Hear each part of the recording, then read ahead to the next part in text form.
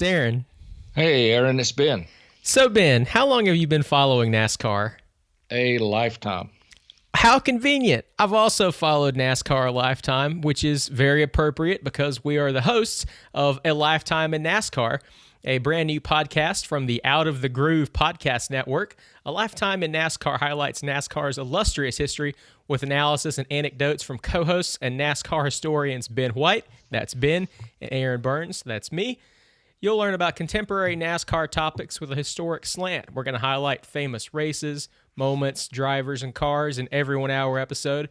You'll learn about where the sport has been, where it will go, and the inside scoop on some of the craziest stories you'll ever hear.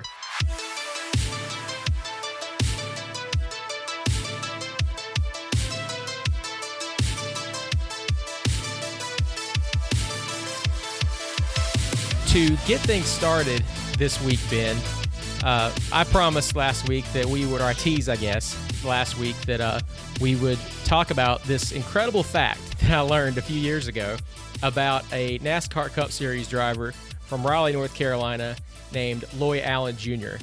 You remember Loy Allen pretty well, don't you? Yeah, I do, yes. He was in the Cup Series in the early 90s and had some success in the Daytona 500 as a pole winner in 1994. But yeah, super nice guy. I remember meeting him years ago and had some talent behind the wheel. Didn't have as long a career as some others, but yeah, super nice individual for sure. So I was doing research several years ago about drivers and failing to qualify, which, you know, now race fans would be pretty surprised to learn some of the people who failed to qualify for races, and we'll get into that in an upcoming episode. But there's this really interesting fact about Loy Allen. So Loy Allen made his Cup Series debut as a full-time driver, driving the Hooters Ford in 1994. So Alan Kulwicki had passed away in 93 in a plane crash. He was the defending Cup champion. He drove the Hooters car. That sponsorship was with Allen. So when Allen passed away, Hooters didn't stay with Alan Kulwicki Racing, and a lot of people thought that Hooters would leave the sport. They didn't. They had a deal with Loy Allen, who was an ARCA driver, and they brought that sponsorship back up to the Cup Series with a team called TriStar Motorsports owned by Mark Smith. And Loy Allen Jr. goes out and won the pole for the Daytona 500 in 1994, which is a huge upset. A lot of people expected Dale Earnhardt to win the pole. He did not. It was Loy Allen Jr. But the first four races that year, Ben, I don't think anybody is ever going to replicate, because in the first four races in 1994, Loy Allen Jr. qualified first, last, failed to qualify, and first. And in the fifth race, after winning the pole, he actually failed to qualify again. Wow, that is amazing. I had no idea. And that's kudos to you for coming up with something like that, because I'm telling you straight up, I've been in the business for many years, for decades, and honestly didn't know that. So that's interesting. I don't think that is a record that, given I think NASCAR's charter system, the lowered maximum field capacity now to just 40 cars, I don't anticipate that ever being replicated again, because first of all, you know, since the 2000s, they had made it to where if you were top 35 in points, you were locked in for the next year. So it would be even harder to fail to qualify. The way it is now, in order to fail to qualify, you have to have more than 40 cars entering a race, and you have to not have a charter, and you have to not have enough speed to make the field. And generally, if you don't have enough speed to make the field in one race, you're definitely not going to win the pole in the next race. And so it just showed how much of an influence and an importance that 19 car put on its big track package, because he started the year winning the pole for the Daytona 500, finished 22nd, qualified last, the last car to make the field at Rockingham. Then they go to Richmond. He fails to qualify altogether. They go back to Atlanta, which is, you know, that's a very special place for the Hooters folks for several reasons, not the least of which was it's where Kulwicki won the Cup championship in 92, and he wins the pole there too. And so you're thinking, all right, this guy's got two poles in 4 races. He's only made 3 starts. Well, surely he's going to do pretty well in the next one when they go to Darlington, and he failed to qualify again. So over the course of his rookie season in the Cup Series, Loy Allen Jr. qualified 3rd or better like 5 times. He won 3 poles. He won to get the pole again at Michigan. So he had this phenomenal record of winning more poles than almost any other active driver, but he failed to qualify for 12 out of 31 races. So, I mean, you talk about somebody who was feast or famine on qualifying day. I don't think there's ever been or there will ever be another driver who, I feel like if he went out to qualify, the guy either was 45th fastest or he was first on the speed charts every time. I just thought that was an incredibly random, but really an impressive accomplishment if you think about it. Right. Yeah, sure. And, as I was saying earlier, I was there in Daytona when he did win the pole in 1994. And, sadly, that was a bad weekend in NASCAR, when we lost a couple of drivers, one of which was Neil Bonnet. And, there was just so much. I think there was some talk, about how difficult it was. I know there was, because it was so difficult for everyone to be there, to have lost Neil that year, and Rodney Orr. And Rodney Orr, yeah, and it was just such a crazy time. And then there were also some wars going on, so to speak, between Goodyear and Hoosier at the time. Yep. And I'm pretty sure I'm right on this fact that Loy Allen did qualify on the pole with Hoosier tires. That's right. That year.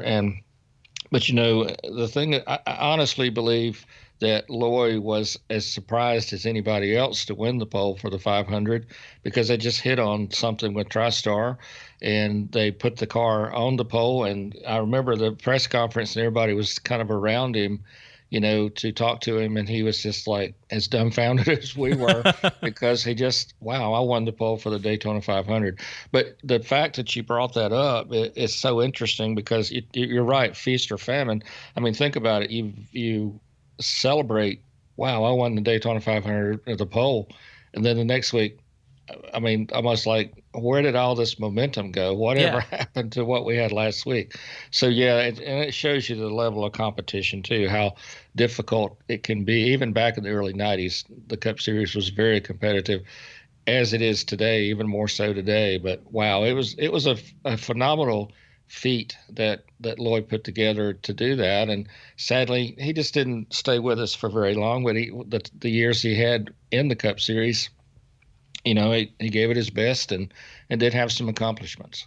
I was a big proponent of when the Bud Shootout rules changed like 5 years ago or so. I was a big proponent of him coming back and running the Bud Shootout, because the rule was, I don't think, if I'm not mistaken, you didn't have to have run a race the year before.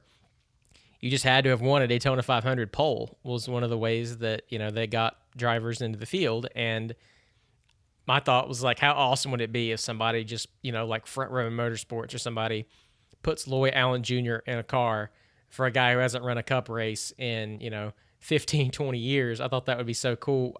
We need to get Loy Allen on here. I mean, this guy, so his last Cup race was 99, so it's been more than 20 years since he made a Cup start. I thought it would have been so cool for you to run the Busch Clash or the Bud Shootout several years ago. Unfortunately, that didn't happen, probably because I doubt he's that interested in it. But if he is, that'd be super cool. His crew chief in 94 was Dennis Conner, as it were. Dennis Conner began his career as a Cup crew chief with Tim Richmond, and he was with Hendrick Motorsports for quite a while, working with guys like Ken Schrader. So he had proven himself to be a pretty formidable guy on the bigger tracks as well. But certainly nobody, I think, expected Loy Allen Jr. to win the pole for the Daytona 500 in 1994. And speaking of the 1994 Daytona 500, the winner of that race, Sterling Marlin, had never won a Cup points race before. So it was genuinely Speed Weeks, like you said, Ben, it was Speed Weeks 94 was very a lot of it was tragedy, right? There was all these sad things going on. I was devastated when we lost Neil. I was very sad. Rodney Orr, this guy coming up from Goody's Dash, living his dream, he perishes in a crash as well, just a few days after Neil does. And then Loy Allen Jr., this guy you never heard of, comes out and wins the pole. And then Sterling Marlin, a guy who's never won a Cup points race, wins the Daytona 500 in the number 4 Kodak Films Chevrolet. And so I guess that brings us to a pretty good point to discuss the history of the 4 car, this being the 4th episode of A Lifetime in NASCAR. And, bringing up 1994 with Loy Allen's incredible feat. I'm not sure how many people know about that, but, man, I thought that was so crazy. And then Sterling winning the Daytona 500 in the 4 car, one of 2 500s he won in the 4 car, when I think of the 4-car, Ben, I think of Sterling Marlin and those accomplishments, and I think of Darrell Waltrip when he referred to him as Nigel Marlin around that time in the mid 90s, because if I'm not mistaken, the Morgan McClure team that Sterling drove for came up with this completely different exhaust system in the race car that made it sound different and also made it run quite a bit quicker than everybody else, which is why he was so formidable on the restrictor plate tracks, to take nothing away from Sterling's accomplishments. Now, that said, Sterling was just one guy who was great in the 4-car. Do you remember anything else about that Nigel Marlin deal, Darrell? And who do you remember as some of the best drivers of the 4-car? Well, yeah, I do, and it's so funny. I'd forgotten all about that till you mentioned it. But yeah, you could listen to the other cars in the field, and you're standing on pit road in Daytona, and all of a sudden you hear Sterling come by in that 4-car, and it was distinctively different than the other cars, and there was a little bit of an uproar in the garage about what's going on, are they illegal? And of course NASCAR checked into it, and they deemed the car that it was not illegal, that he was right on the money, and you're right, they just found something, but it was distinctively different the way it sounded as it went by. But a quick story before we get into the history of the Ford, talking about Sterling, and this is one of the funnier Sterling Marlin stories. He wins the 1994 Daytona 500, his first win after many years of trying to win, and then so he comes back in 1995 again in the number 4 car, the Kodak car, for Morgan McClure Motorsports. And so he said, all right, this is what I'm going to do. This is a true story. I'm not making this up. He actually, that in 1984, he went to a local donut shop and he got donuts. Okay. And so he goes through the exact I like where this is going. Yeah. He went through the exact same gate, talked to the same guard. He wore, and I'm not making this up, he wore the same underwear that he wore the year before, everything he could duplicate. As far as he sat down and thought, no, what did I had it? And this is the way he said, yeah, man, this is what I did, and it was, and he went down this list of things. He drove tried to get the same type of rental car he had the year before, same color. And lo and behold, he ends up with the 500 again. And it was so funny that all these pieces of this puzzle come together, I guess I said, down to the same pair of underwear, same gate, same guard, same parking spot that he had. It was just phenomenal that they put that together for a second year, and that was just Sterling being Sterling. But he credited all that to being able to win the 500 for the second time. And what's funny about that, Ben, is that I think one of the reasons Sterling probably did all that is because after he won the 594, he went winless the rest of the year. So just as crazy as it was that Loy Allen had that string in 94, Sterling Marlin waited a long time for his first Cup Series win, and it's a Daytona 500. And then he waits a whole another year for his second Cup Series win, and it's the Daytona 500 again. How crazy is it? Like, imagine now if you had a guy who had raced for quite a while, was really likable, hadn't won a race. The first guy that comes to my mind, and he certainly hadn't raced as long in the Cup Series as Sterling had when he won in 94, but is Matt DiBenedetto. A popular guy, very personable. If Matt DiBenedetto goes out and wins Daytona 500 and then goes winless the rest of the year and then wins it again next year, imagine the uproar. So that was what it was like when Sterling did that. And, I've met Sterling once before. I didn't get a chance to truly experience the kind of sense of humor that Sterling has, clearly. But that is pretty crazy. And so, like I said, when I think of the 4-car, first and foremost, I think of Sterling Marlin. I think a lot of people now think of Kevin Harvick, and gosh, he's given plenty of reasons to. I felt like he was going to win 12 races last year, but in between Marlin, Harvick, all the success he's had since he joined Stewart-Haas and took over that 4-car, there's been a bunch of guys that were really good driving number 4.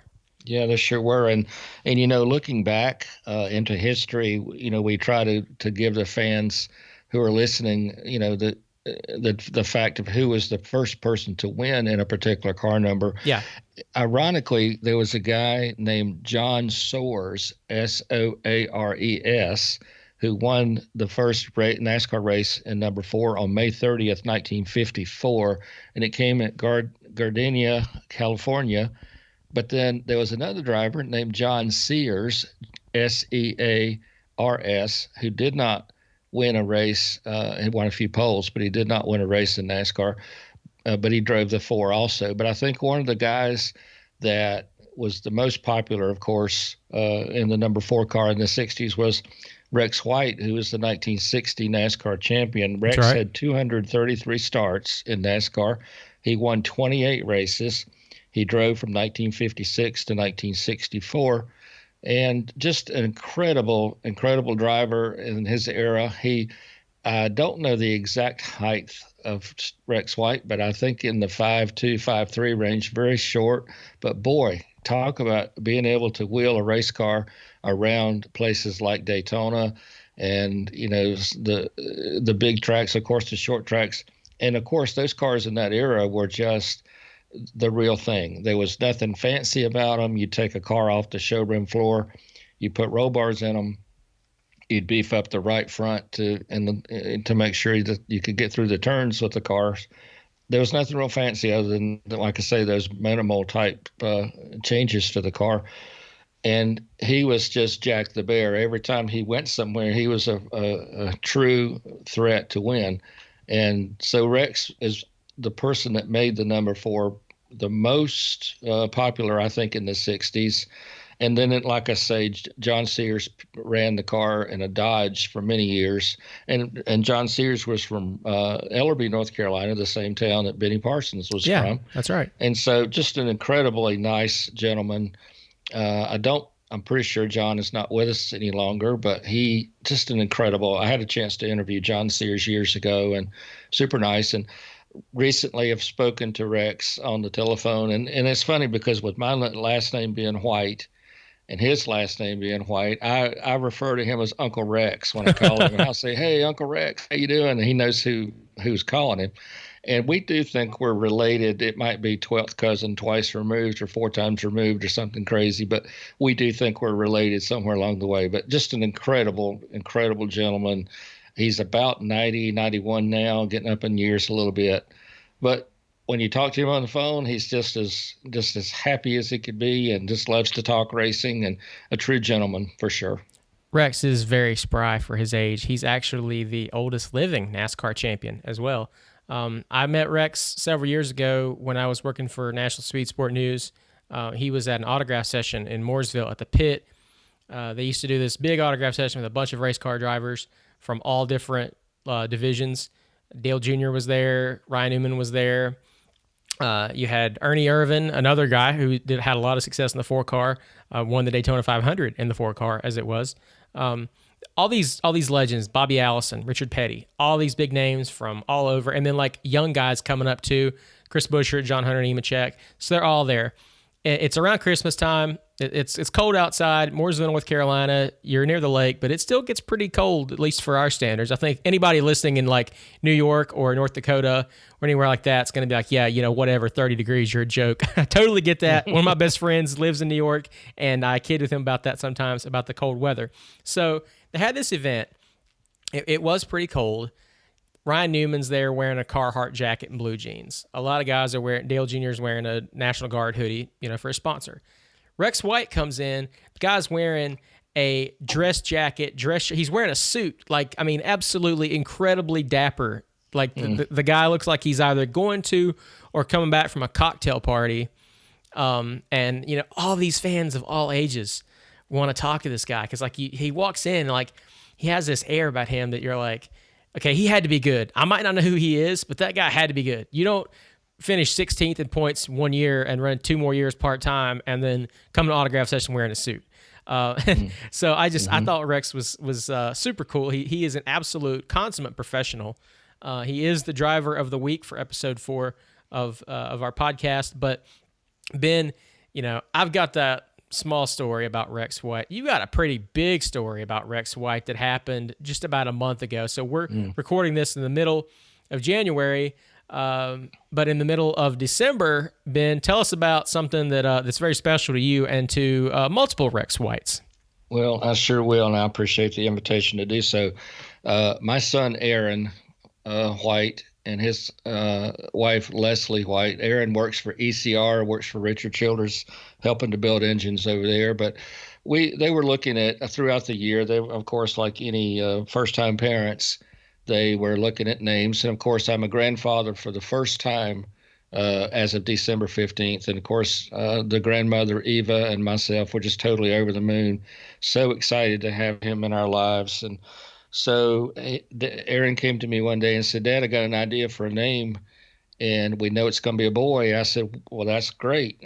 What you got in mind?" And I was kidding with him. I said, "Whatever you do, don't name him Ben." And he said, "Trust me, we're not going to." But he said, "We're going to name him Rex White after Rex White, the 1960 champion." I thought, man, that is the coolest thing. So his name is Rex Aaron White, and I just am so I just thought that is the coolest idea. And so I did tell Rex that the other night, and he was just truly honored. He said, "I'd never had anyone named after me ever in my life, and so I'm truly honored that they did that." But Rex White, the little Rex White, is doing great, thank the good Lord, and 100% healthy. He's just got his nights and days mixed up, but that's if that's all the problem we have, then I mean, I do too. That's great. I think everybody in NASCAR Nation extends their congratulations to you and Thank you to Aaron and Leslie and Little Rex, and as well to Big Rex as well. I mean, I think, if we were named after NASCAR drivers, Ben, I mean, who are some big name drivers named Ben? I mean, for me, like when I think of drivers named Aaron, the first one I think of is Aaron Fike, who raced in the Xfinity series for a few years.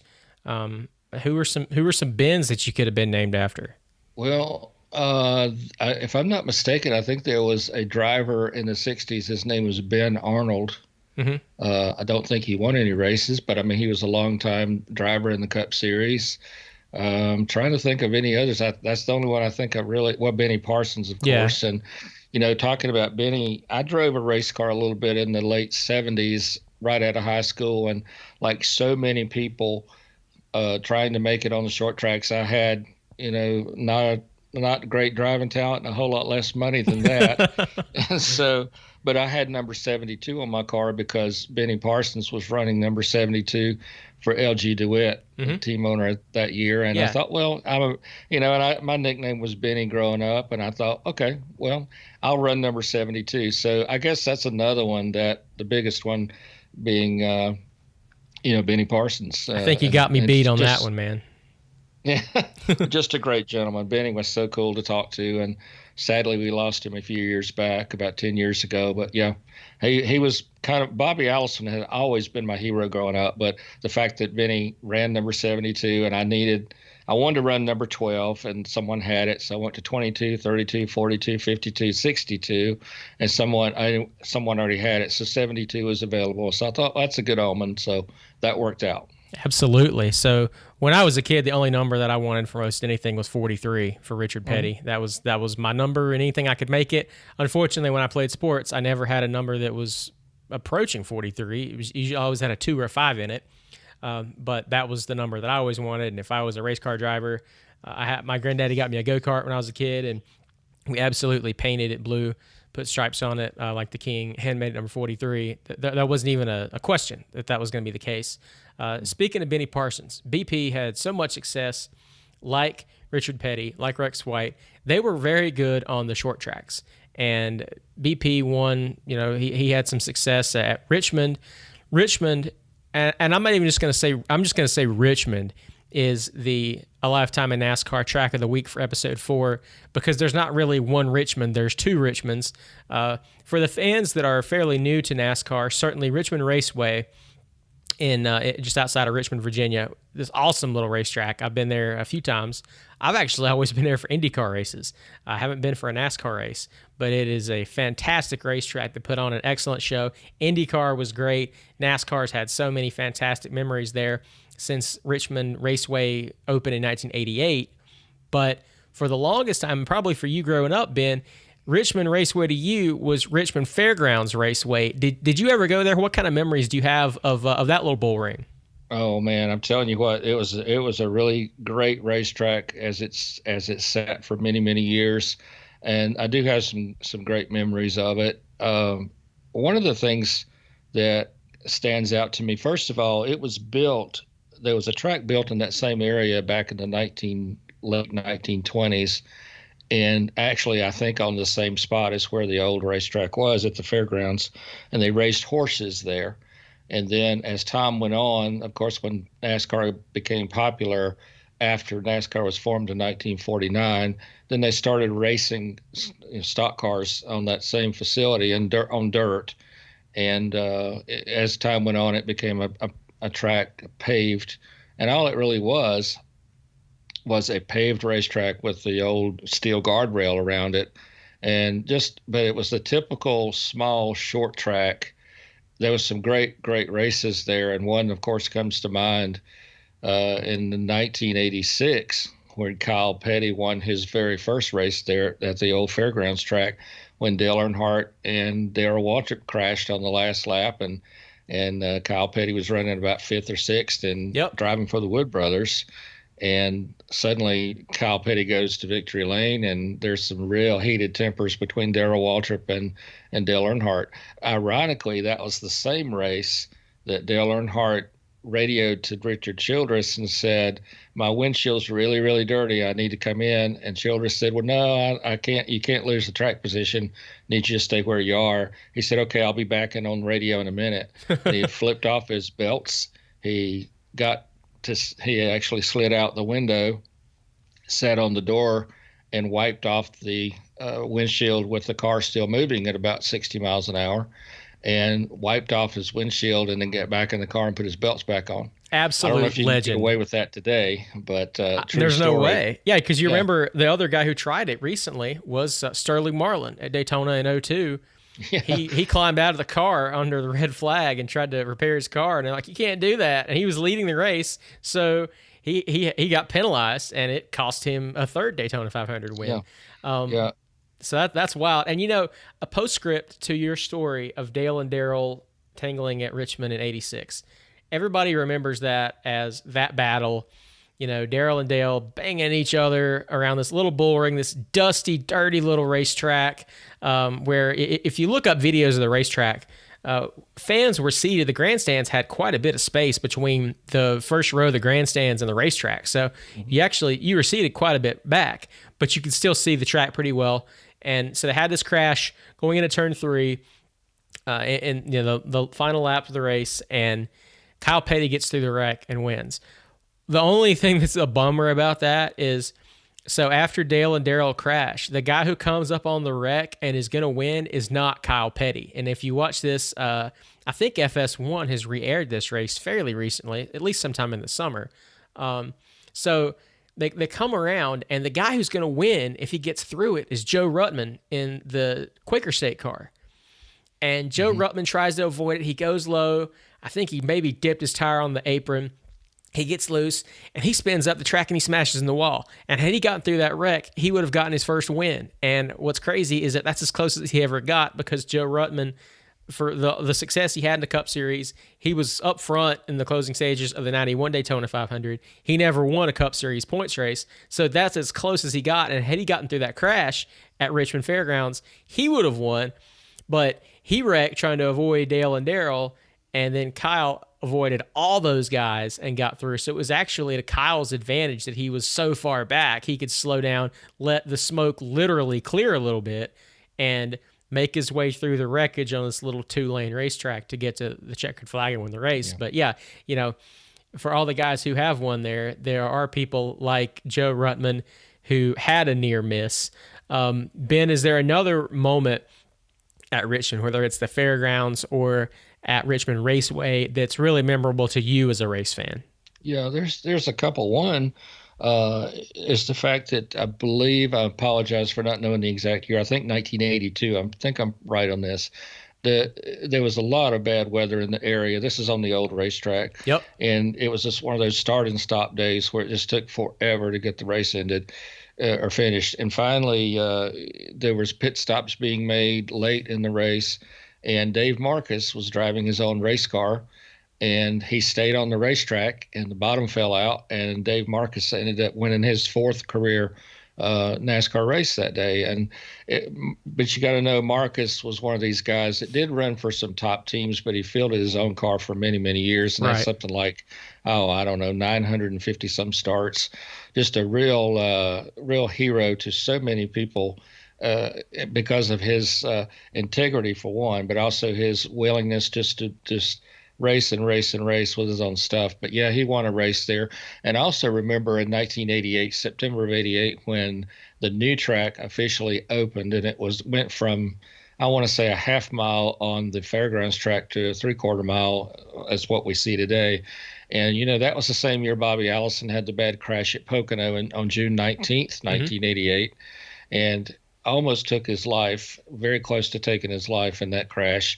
And so I believe that was the day Bobby Allison did the "Gentlemen, Start Your Engines" via telephone or whatever, and they played that, on the PA speakers, and Hmm. it was just cool. That was the first time we'd really heard anything from Bobby for years, and I think Davey Allison also was involved in that, and it was just so cool to hear Bobby's voice after being in the intensive care unit there in Pennsylvania for so long after the Pocono crash, and that's one of the things that stands out to me. But there's things like, sadly, where we were going with this one was Ricky Rudd won the race there at Richmond on September 10th, 2001.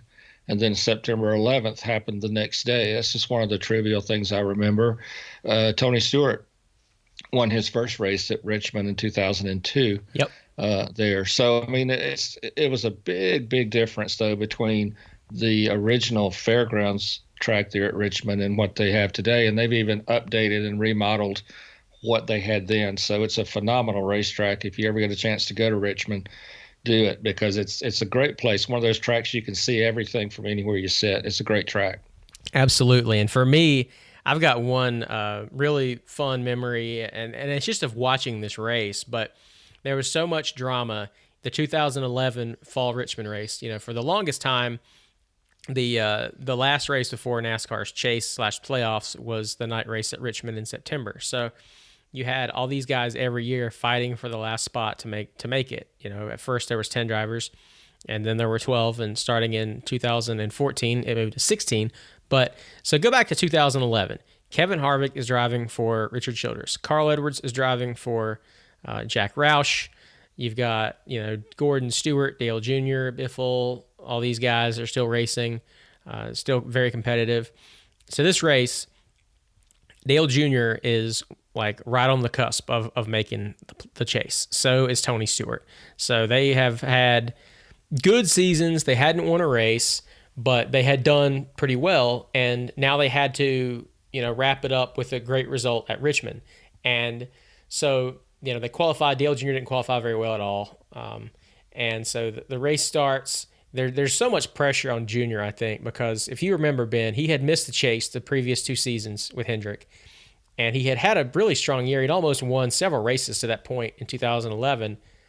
But they'd had some bad luck, and other guys had gotten hot, and now it was like, all right, it's do or die. Either, he makes the chase here. This is a big deal. His contract was also up, so he needed to do well to lock in a contract. I think everybody believed he would re-sign with Hendrick, and he did, of course.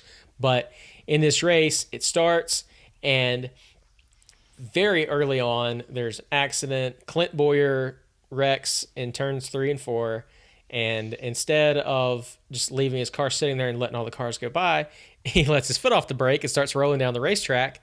Dale Jr.'s coming up on him, and he has nowhere to go. Pow! He hits him.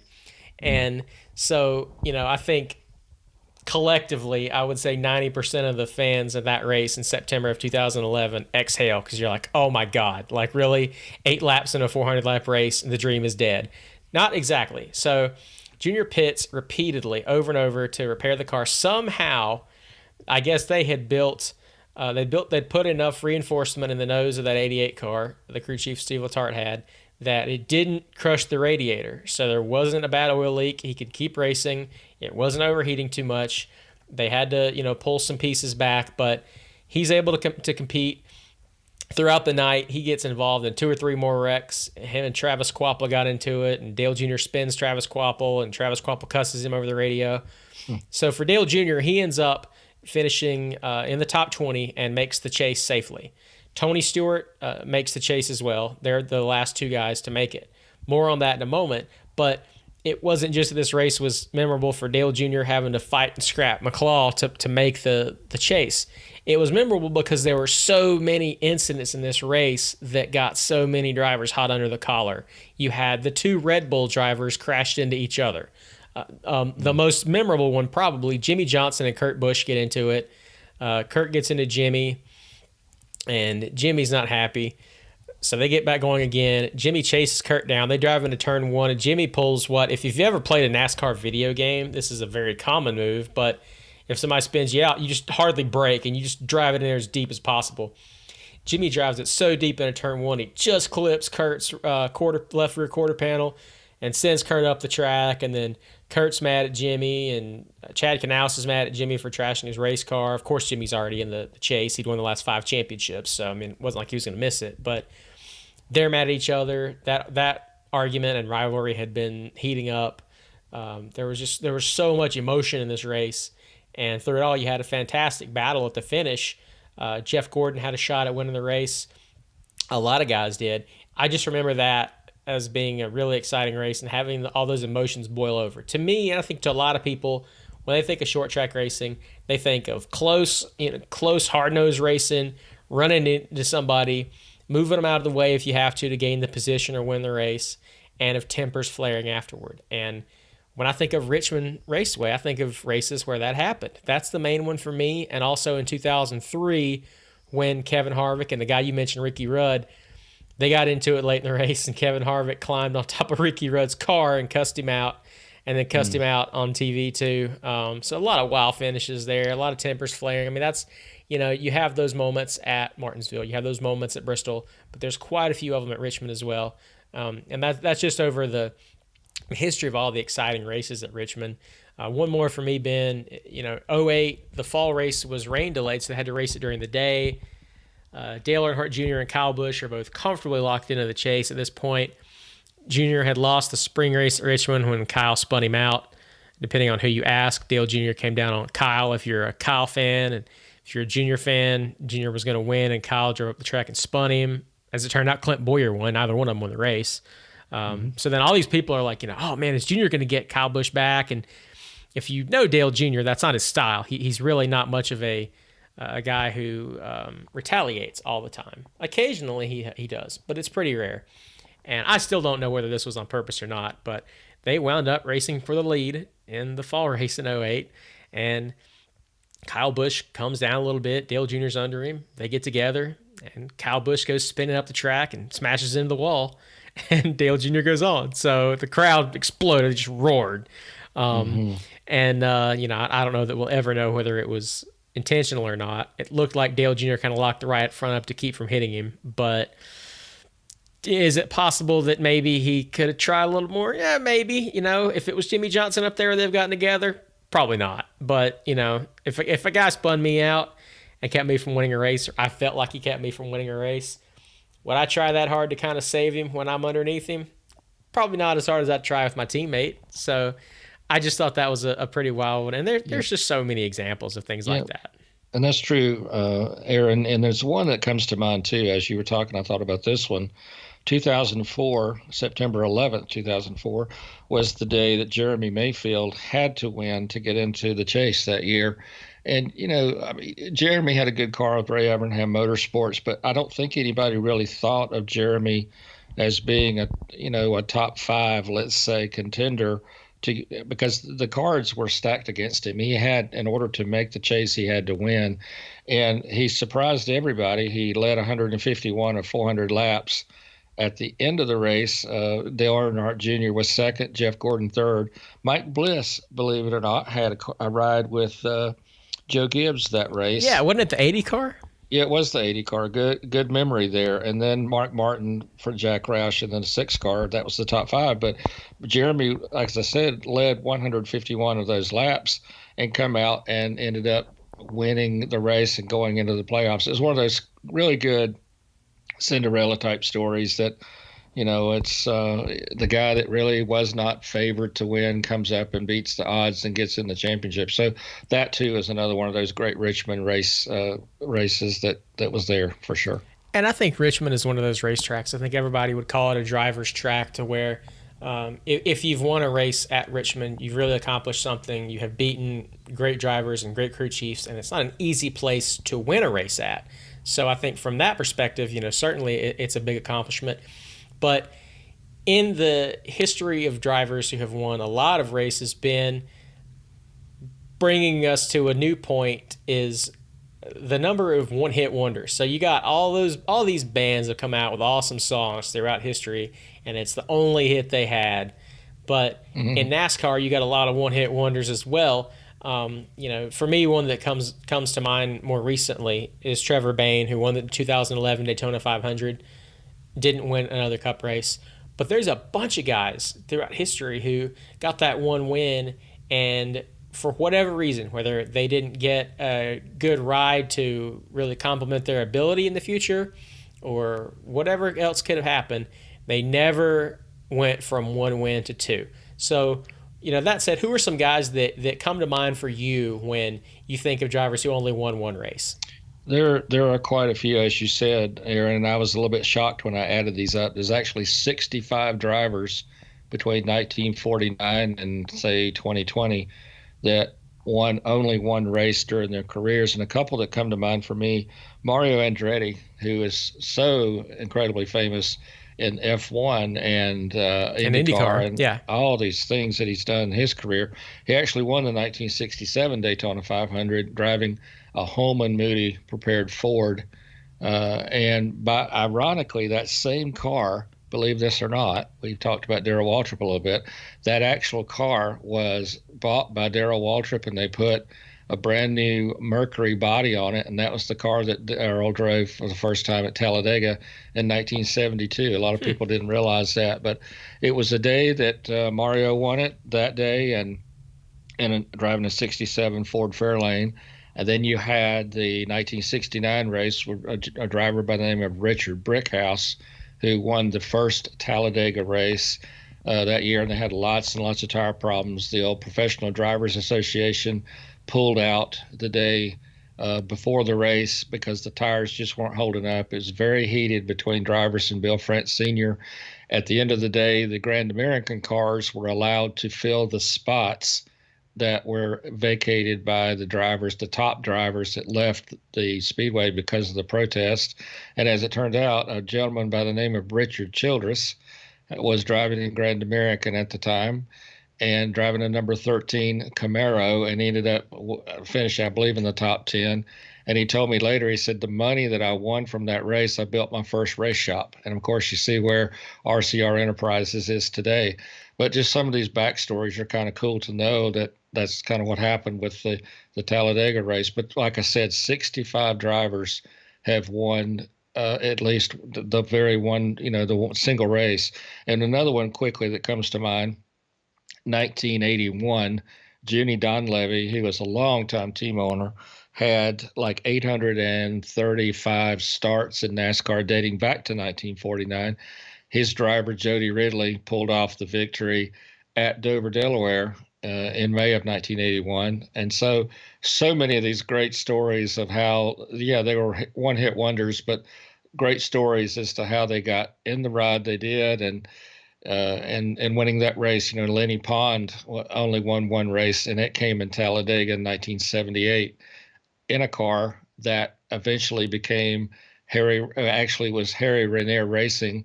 Win Incorporated is what it was called. It was purchased later by Robert Yates, and that became the Robert Yates Racing Team number 28 that Davey drove for. So just so many great stories of how drivers won a race, and those cars and those teams went on to become great teams.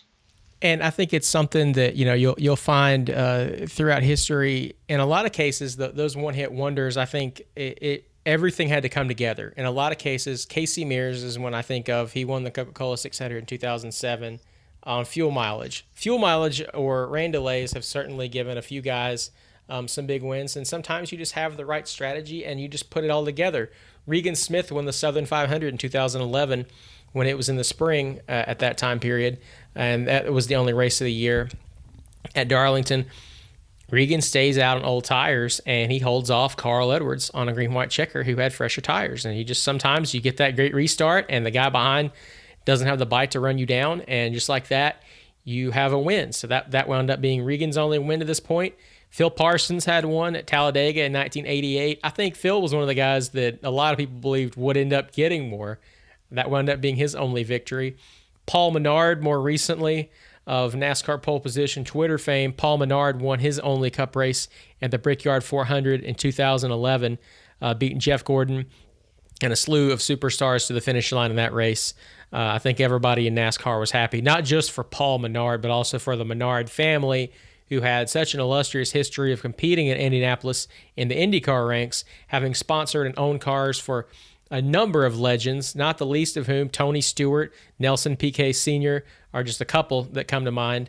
They had a lot of great drivers and a lot of great chances to win Indianapolis 500. And then, lo and behold, the Menards car pulls into victory lane at Indianapolis in a NASCAR race. So there have been quite a few really, really great success stories and upsets through the history of NASCAR. One of your more recent ones, man, if you had a race pool bin a couple years ago for the July Daytona race, and you drew the 77 car, Justin Haley, for that race, I mean, you want to talk about astronomical odds of winning. Like, a lot of people would think, all right, there's just no way. Not a slight against Justin Haley. That car is just not fast enough to win a race. How in the world could you do that? And then Justin Haley, to his credit in that race, Ben, he stayed on the lead lap when he had to stay on the lead lap. They had that big crash. He gets through the crash. He doesn't pit. Peter Suspenzo, his crew chief, longtime NASCAR crew chief, been with umpteen different talented drivers. Peter hadn't been to victory lane in almost 20 years since with Joe Nemechek. And Peter makes that call to stay out. A bunch of guys like Kurt Busch, they come into the pits. The bottom opens up from the sky, or the bottom falls out, and they call the race. Justin Haley wins. To this point, he's only got one win. You know, if I was Justin Haley, Ben, I got to say, though, like, he's only run like 3 or 4 races. I'd kind of want to retire, and then if I did, I'd probably have one of the best winning percentages in the history of NASCAR. Yeah, absolutely. And I remember, and I take nothing away from Justin because he did a great job that day to put the car in position to be where he was to win. But I remember the post-race interviews. Or actually, they were still sitting around waiting to find out if they were going to go back to green. And just the look in his eyes, it's like, could you believe this? I mean, I don't really think he thought in a million years he was shell shocked. Yeah, shell shocked. I don't think he would have thought in a million years he would be the guy that all these the Fox folks or the NBC folks, whoever was doing it that year, would come to him and say, hey, guess what? Looks like you're going to win this race. And I've been in a few of those pools too, where you pull a number out of a hat, and I'm the guy. Okay, I'll just tell everybody, I'm the guy that would pull 77 or either the hat size, one of the two, and just have no shot, and say, well, there's a dollar lost or whatever, and that whoever pulled 77 that day was the big hero. If you were to go to Vegas and bet that day, I'm sure whoever did, just for kicks and giggles, won some money, because you're right. I mean, and I don't mean that any disrespect to Justin Haley at all. I just mean that you had so many competitive cars in that race, obviously, and that was a team that was in an upstart situation, and they just wanted experience, and that's the key to winning anything, is obviously to get experience. Here he is in victory lane, and just an incredible race for him. But there's a couple others that also are current drivers who are on that one hit wonders so far, and they don't want to stay there. Of course, Chris Buescher's won. Cole Custer is one, and then William Byron and Justin. That's the 4 active drivers with only one win each now. So obviously they all want to get back and to win some more races. But yeah, there's just a lot of talent. You got to be talented to get in that top 40 drivers in NASCAR's Cup Series anyway. And then to pull it off, it's got to be incredibly exciting and rewarding for those guys. There's no question. And if I had the power of time travel, I'm not saying it's the first thing I would do, but it is on the list that I would absolutely go to Vegas, go to every casino that would have me, and just say, look, I've just got a hunch. Justin Haley wins the Coke Zero 400, and just let me put everything I have on Justin Haley. And I feel like I'd probably own a really nice casino now if I was able to do that. That's true. You And did. that was such a cool story. You know, like you had people like, if I was a Kurt Busch fan, I would be so upset, and I get it because, you know, if that race gets going again, Kurt's probably going to win it if he can get by William Byron and Jimmy Johnson. And, you know, as good as those guys had run, I think he would have done it. But it was just so cool to have Justin Haley win a race. This kid who had, if you recall, the Xfinity series the year before, took the checkered flag first, but was ruled to have crossed over the yellow line on the bottom of the track. Took the win away from him, didn't get a checkered flag, didn't get a trophy, didn't get anything like that. But, you know, they go back to Daytona, and it's this really cool redemption story of Justin Haley winning this race. There's been so many different, you know, really exciting and spectacular upsets. And I think that's something that even if you're a fan of the heavy hitters, sometimes it's just really cool to see an upset because you have that, there's that moment of like, you know what that means to that guy. Like if Kyle Busch comes out and wins the Xfinity race at Las Vegas, he's going to be thrilled. You know, his crew guys are going to be thrilled. That trophy's going to go to KBM, and I don't know if they've got like 15 closets there, but they've got so many trophies. I don't know what they do with them. I feel like if he wins like 20 more Xfinity races, I'm going to go to the Goodwill in Mooresville, and I'm probably going to find one of Kyle Busch's trophies because they got so many. I don't know what they do with them. I mean, like at this point, you feel like Kyle probably hands them out. He probably's hand out a Truck Series trophy to kids on Halloween. I mean, they've got so many. What do you do with more? I mean, obviously you race for the success. You race for, you know, for a lot of reasons, and the trophy represents all of those reasons, whatever they may be at each driver. But I mean, at this point now, Kyle Busch winning, is it going to be as exciting for fans of the underdog as Justin Haley winning? Probably not. No, and you know what too, Aaron? It's if you think back to the Martinsville Speedway trophies they give away, what's called a grandfather clock. It's really a grandmother clock. I didn't know there something like that existed, but it is. And so you get Richard Petty. I think had 12 wins there, and gosh, I don't know how many Darrell Waltrip had, but. Okay, so what do you do with all the clocks? I was told that Richard Petty has some grandfather clocks in his bathrooms. Now, I don't know how true that is, but they give them away. You know, Jimmy Johnson's won a bunch there, Jeff Gordon. So where do you, and I'm sure they give them to friends, close friends and family members, but think about how you'd have to turn them all off during the house, because one's chiming here, one's chiming there. It would drive you bananas if you had 12 grandmother or grandfather clocks in your house, right? So that's it just you have to figure out where in the world am I going to put all these things. What a good problem to have, though. And yeah, that's a great problem. I mean, I'd be over the moon to have, you know, one of those trophies. Those you know, covering Martinsville races, you look at the grandfather clock. They always put it in the media center. And so when the driver wins the race, he comes in and looks at it. The first Martinsville race I covered was in October of 2014, and Dale Earnhardt Jr. won the race. And, you know, to me, it was just it was this really cool thing that the driver has that same feeling. If he's never won it, it's like, you know, oh my gosh, like I get to keep that. That's so awesome. And that raw emotion, I think, is one of the greatest things in motorsports, regardless of what motorsport it is. And so to transition into the last topic that I like to discuss today, Ben, you may not be a huge Formula One fan. I grew up watching Formula One and IndyCar and being invested in it, you know, especially through high school and all the way up to now. I've been a huge F1 fan. Love Formula One, love watching the races. Went to my first Grand Prix, the Canadian Grand Prix in 2017. And several of my friends who have been longtime NASCAR fans, you know, a couple of them always watched F1 alongside me and can text with me and follow it regularly. But others are getting into the sport. And I think Formula One is finally, even though we haven't had an American driver compete in a Grand Prix since 2015 when Alexander Rossi ran 5 races for Manor Ferrari in 2015, the year before he won the Indianapolis 500, moved to IndyCar now. But I think there's a real appeal for NASCAR fans who want something a little bit different to watch Formula One. And so in my conversations with my friends, I've kind of come up with this list of what NASCAR driver is like what Formula One driver. And so for me, the biggest and most apt comparison is Ayrton Senna and Dale Earnhardt. So Ayrton Senna, Brazilian, multi-time world champion, raced in the 1980s and early 1990s. Stop me if you heard this before. Grew up in modest circumstances in a big family. And as he got to the highest level of his sport, his hard-nosed driving style not only won him races, won him championships, earned him acclaim to the point to where he was more popular than any political figure in his country, but it also changed the way Formula One was raced.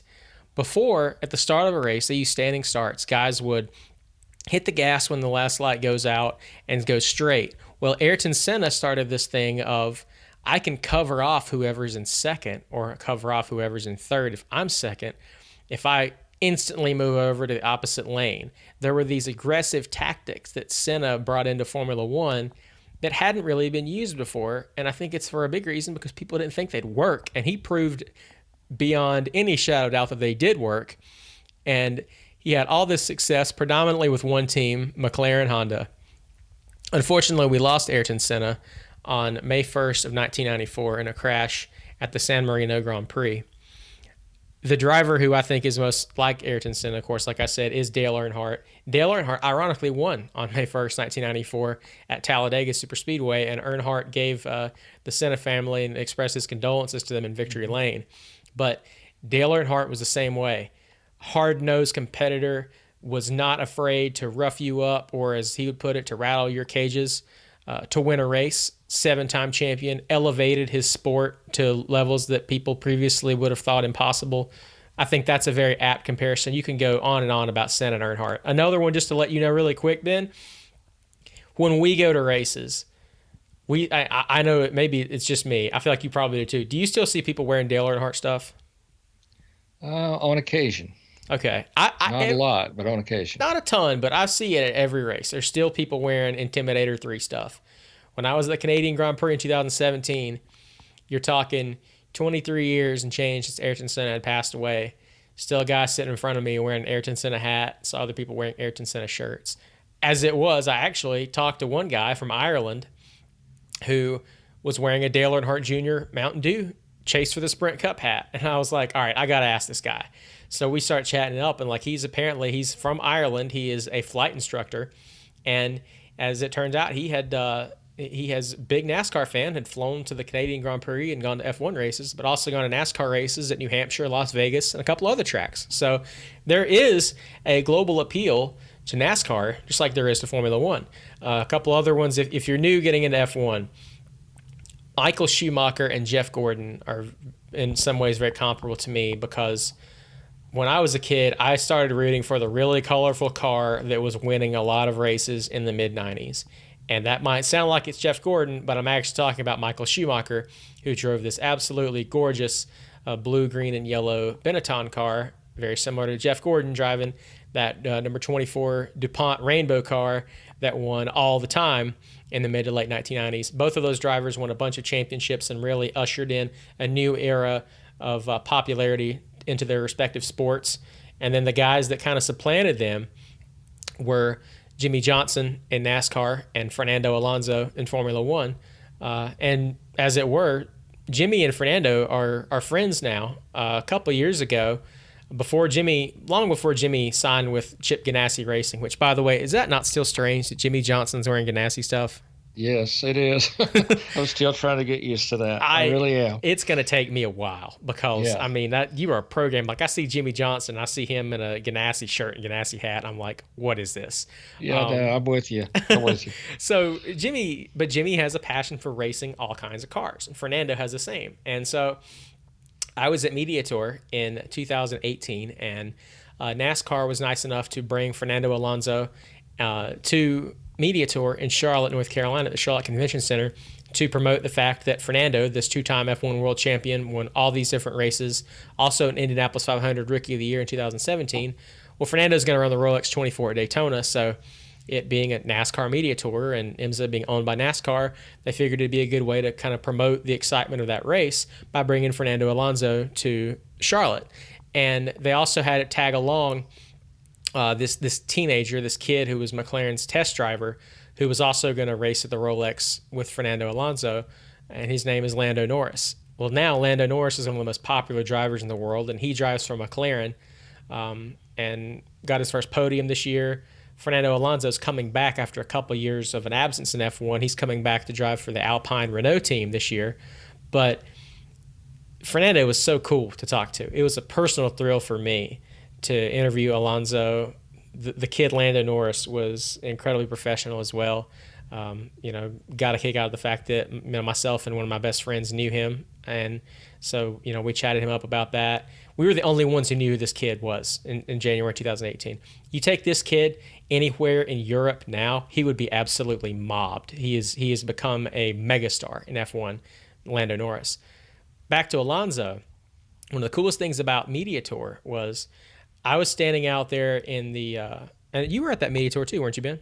I believe it was, yes. Yeah. So out in this expansive waiting area they have for drivers when they're not doing anything, they can kind of just relax. To give you a quick example, that is, if you're a media member and you remember those This Is Sports Center commercials where it's like somebody's wearing their uniform, but it's in an office atmosphere. So I've lived that before. Like, I've gone to the bathroom and walked out and washed my hands, and the guy beside me is Chase Elliott in his full Napa fire suit. That's not terribly uncommon if you're at Media Tour and you have that level of access. But I'm standing out there, and Jimmy Johnson and Fernando Alonso start talking, and then they're joined by Scott Pruitt and Lando Norris. And so there's this meeting of the minds. It was just incredible to watch. And I took some pictures of it. But the time where Johnson and Alonso were talking, they were actually talking about trading cars. Jimmy wanted to try an F1 car. Fernando was still driving for a McLaren. And Fernando wanted to drive a NASCAR car. And so none of us knew this, but Fernando Alonso from Spain, he played the NASCAR video games when he was younger, and he always drove Jimmy Johnson's car. Really? And wow. So these guys meet, and the basis of this meeting, that's what set off the fact that late 2018, Jimmy Johnson and some of the Hendrick guys take the Lowe's 48 Chevrolet. They fly to Bahrain, and they run on the Bahrain International Circuit. Fernando Alonso climbs behind the wheel of the number 48 Lowe's Chevrolet, and Jimmy Johnson gets behind the wheel of the papaya-painted McLaren Formula One car. And all of that started at Media Tour. And I thought that was so cool that, Fernando Alonso had this passion for wanting to drive a cup car, and Jimmy Johnson had this passion for driving an open wheel car. I think at the time, a lot of us thought, well, all right, he's kind of checked that off. Then about a year and a half ago, qualifying for the second Roval race, Jimmy is standing there watching Joseph Newgarden test his Indy car. They did a little exhibition with the Indy car running the Roval at Charlotte. And so I was standing there in the pits, and it's just me and Jimmy's manager. And I was like, what would it take for you to try one of those things? And he was like, if it was a road course, yeah, I'd try it. And I'm thinking like, in what world is Jimmy Johnson going to race an Indy car? Like, yeah, he might talk about it, but, yeah. I was like, yeah, man, yeah, I bet, And I was like, all right, yeah, there's no way. And now, the dawn of 2021, Jimmy Johnson is IndyCar Series driver for Chip Ganassi Racing. Speaking of bets, Ben, if you would have placed that bet with me, you would have collected big bucks. Yeah, I'm with you on that because I didn't see that one coming. A lot of times I can, but I did not see that train coming down the tracks. I just didn't think that was going to happen. But it says a lot for Jimmy, though, and it's kind of a bucket list thing for Jimmy. And he and I talked about that too. It's like, I've always thought I would go IndyCar racing, and same with Jeff Gordon. Jeff Gordon was a big Rick Mears fan growing up. Really? And lived in Indiana, Pittsburgh, Indiana, and everybody in the Midwest, everybody in Indiana especially, it's all about going to the Indianapolis 500. As fate would have it, Jeff ended up going to NASCAR, and of course the rest is history. Kind of the same with Jimmy, off-road racing, really wasn't looking at stock cars and NASCAR at all. And he at one time thought, okay, I'm going to go IndyCar racing, same thing. and NASCAR and Chevrolet put him in a, well, not NASCAR, but Chevrolet put him in a car. Hmm. And again, the rest is history. But I admire the fact that he can go on the bucket list and say, well, gee, these are the things I want to do in my life before I finally say I'm done. And he's still fortunately young enough to try his IndyCar hand. And hey, kudos to him also for for doing that. And so it's interesting. But I'm like you, I just did not see that coming, that he would actually get in an IndyCar. But talking about the media tour real quick, sadly we're not really doing media tours like we did. Yeah. But it was so much fun, and I echo you 1,000%. It was so cool to be in the same room with these guys. They were dressed in their uniforms, and the reason they were is because they did a lot of stand-up television stuff, Yep. and of course they wanted to put the sponsor names out to the media for photographs, etc.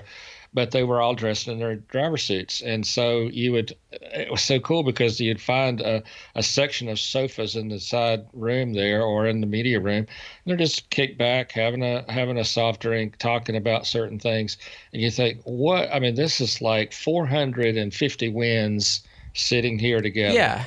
talking, and you just want so bad, like you did. I'm glad you shot photos of that, because how cool to have all these people in the same. I mean, you pinch yourself a little bit anyway, right? Because you're there with them, and then you see all this talent in the same room, and they're just like us. I mean, Yeah. they talk about. I'm sure their conversations about their yachts and planes are different from ours, but they're just people, and they love the passion of racing like we do. The difference is we write about racing and broadcast about racing. They actually drive the cars. Yep. But if you get right down to the brass tacks of it, they're all really good friends too, and they know us on a weekly basis. And I'm proud, I'm honored that they do that, and it's just so much fun to be able to be in a room. But the magnitude of the talent in the same place, it's just phenomenal to me. I agree with you 1,000% on that. Oh my gosh. I mean, and so this one was probably, for all the media tours I've done, this was the most incredible moment for me, because Scott Pruitt talking to Fernando Alonso, talking to Jimmy Johnson. I mean, that is three of the biggest heavy hitters in sports car, Formula One, and NASCAR ever. That's like LeBron James talking to Derek Jeter, talking to Tom Brady. I mean, like that doesn't happen in one place, just organically, and it did. I thought that was so cool.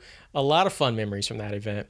Yep. And we could go on. I do have to ask you, Ben. Jimmy's in a great car in IndyCar, obviously with Ganassi. The Jimmy Johnson of IndyCar is his teammate, Scott Dixon, who either you pick Scott Dixon to win the championship every year or you lose your bet. What would you say are the odds Jimmy Johnson wins an IndyCar race this year? I think he can do that. I think there's a learning curve that he has to get past, because there is a huge difference weight wise, handling wise, those types of things in a stock car and IndyCar. Because, I mean, even in a stock car now, you barely twitch the wheel and you move the car pretty quickly, and it's a lot more difference in that in an IndyCar. So to answer your question, yeah, I think it's very possible that he could win. He's got the equipment, he's got the crew, he's got the team. I think it's just a matter of just learning the car. The first half dozen. Well, I don't remember how many races he's going to run, but say half the races that he's going to run, he needs to learn the car, and then by the end of the season, he might see him in victory lane somewhere. It's very possible. I think there are 18 races in IndyCar this season, remember. And there are only 4 ovals. So I think Jimmy's going to run 14 races. I think Jimmy can get a win. Like you said, it is going to come down to putting it all together on race day. Jimmy not making a mistake on the racetrack, his pit crew doing a great job. Track position is very important in IndyCar. It's not impossible to win from the back of the field, but you really need to qualify well to maximize your chances of winning. I think Jimmy could very well win this year, and I think you're going to see a lot of people, no different when Fernando Alonso took a break from F1 in 2017 to run the Indianapolis 500 for the first time. I think you're going to see a lot of NASCAR fans curious about, well, how's JJ going to do? This guy who a lot of people think is the GOAT in NASCAR, how's he going to race in IndyCar? And to me, it harkens back to a time in 1993 when Nigel Mansell was the reigning Formula One world champion. absolutely blitzed the field. When you think Jeff Gordon in 98 for NASCAR or Dale Earnhardt in 87, think Nigel Mansell in 1992. Blitzed the field. Contract runs out. Couldn't come to terms with his team owner, Frank Williams, on a contract. So he just upped and just left Formula One altogether and went to IndyCar to drive for Newman Haas. And one of their drivers, Michael Andretti, went to Formula One. So there was all this discussion of, well, how's Nigel Mansell going to do in an IndyCar? And he won the championship as a rookie. I don't think it's realistic in many ways to assume Jimmy's going to win a championship, not the least of it because his teammate Scott Dixon is, like I said, he's the odds-on favorite. Alexander Rossi, another former F1 driver, is probably the second favorite to win the championship in IndyCar, but I don't think any of us should be surprised if, when we look back on the end of this year, we have pictures of Jimmy Johnson celebrating in victory lane in an IndyCar race. And my gosh, what a shot that's going to be. Yeah, it's going to be really cool to see that happen. And, Jimmy's just one of those really, really great guys that, he can drive the snot out of a race car. Okay. He's that good on anything I believe that he would drive. But the best part about Jimmy Johnson, I'm telling the fans that are listening to this right now, if he could pull up a chair with anybody, and if you didn't know who he was, he would never let you know who he was. He's one of the most humble people I think I've ever met. Completely even to the agree. point, where he's been criticized a little bit for being too vanilla in his personality, and I don't think he really gets the credit sometimes that he deserves, being a 7-time Winston or Cup Series champion, because he's so mild and meek in a lot of ways, but yet when he straps into a race car, obviously he's quite talented to win 7 titles in 83 races, tying Cale Yarborough in that feat. But just an incredible driver, incredible friend, someone that you just really enjoy talking to. And the last time we really sat down and talked honestly was when we went to Hendrick Motorsports at the beginning of 2020, before all the pandemic came into play. And we also talked a little bit down at the media day at Daytona and just as nice a guy as you could possibly meet. And I'm telling you straight up, if you pulled up a chair, if he saw you in a restaurant somewhere or whatever, he knew you, he'd pull up a chair, not even play the Jimmy Johnson card. Hey, I'm here for a burger. Can I join you? He's really that down to earth. There's no question about it. And I think we're going to have to probably talk a lot about Jimmy in our next episode, just for the sake of him and the success he's had. Unfortunately, for episode 4 of A Lifetime in NASCAR, like Jimmy Johnson's full-time NASCAR career, we have finally come to a close. I'd like to thank everybody for listening. Ben, you tell some incredible stories that really get the conversations going, and I love hearing them and kind of putting myself in that place, as I think our listeners probably do as well. Well, thank you. So I greatly appreciate that. We'll be back with episode 5 very quickly. We'll talk about some of the most notable drivers who have driven the 5-car in NASCAR. One of them is Jimmy Johnson, as it were, and we'll talk about the race where he drove that 5-car most recently in our upcoming episode. But until then, I want to thank everybody for listening to episode 4 of A Lifetime in NASCAR. For Ben White, I'm Aaron Burns. We'll be back even quicker than Jimmy Johnson will be going around the track at the streets of Nashville in the summer of 2021. So stay with us. We'll be back for episode 5 very soon. Till then, so long.